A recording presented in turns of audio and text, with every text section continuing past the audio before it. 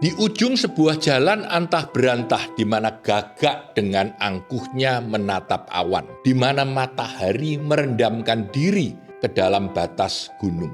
Ada sebuah kedai yang sangat unik yang hanya membolehkan orang-orang dengan bekas luka saja untuk masuk ke dalamnya. Kafe ini namanya Kafe Codet, tempat minum dan ngemil untuk orang-orang yang pernah terluka. Penjaganya seorang kekar gemuk bertato dengan luka bakar pada wajahnya, menolaki orang-orang utuh yang mau masuk. Dan ketika dengan ragu-ragu, kutunjukkan bekas jahitan panjang di perutku, dia mengangguk dan mengizinkan aku masuk. Dengan sedikit tidak nyaman, aku mengawasi orang-orang di sana. Ada lelaki bertangan satu, wanita tua gundul dengan bekas jahitan operasi kepalanya, dan ada anak separuh baya yang kedua kakinya telah diganti dengan kayu. Seramnya ruangan membuat codet besar yang memanjang dari mata ke bibir di muka bartender itu terasa normal saja. Kupilih duduk di samping seorang wanita setengah baya yang terlihat utuh. Ketika bir datang dengan basa-basi kusapa dia sambil bertanya, "Bagaimana lukamu?" Dengan senyum pahit, dibukanya dua kancing blusnya dan ditunjukkan bekas luka jahitan hitam pada tempat yang dulu berada payudara. Air mukaku pun berubah, dia hanya tertawa kecil dan menenggak habis sisa minumannya. Di sini tiba-tiba terasa seperti di rumah sendiri.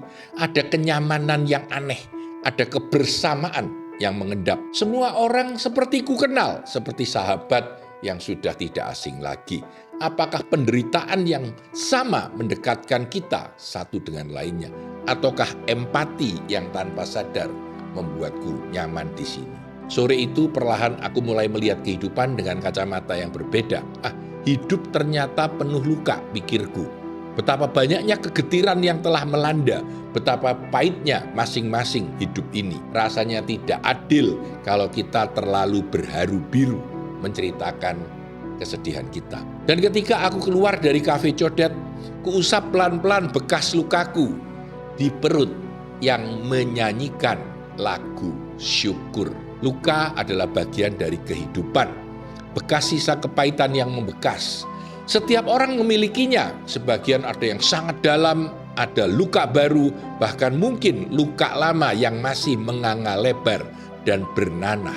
Luka membawa kepahitan, baik fisik maupun jiwa, tapi dari luka kita belajar untuk bersyukur dan tabah dalam menjalani kehidupan.